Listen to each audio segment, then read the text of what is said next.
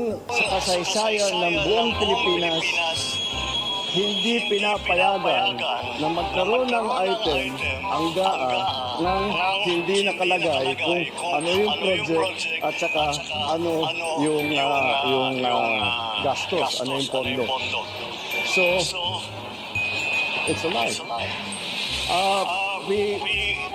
I was watching the news earlier today and people were saying it's 4,000 pages. Paano namin ibubusisiin yan?